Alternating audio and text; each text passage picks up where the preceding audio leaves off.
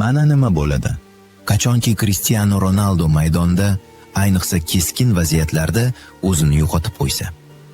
U uzoq faoliyati davomida hissiyotlarni nazorat qilishni o'rgangan.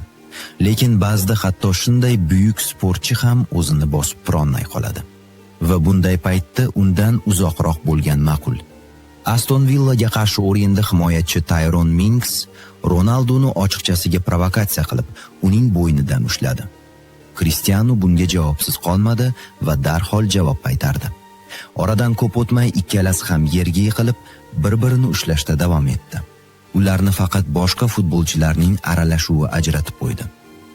Mings Ronaldoni bo'ynidan ushlashga harakat qilgan bo'lsa-da, portugaliyalik futbolchining kuchi ustun keldi.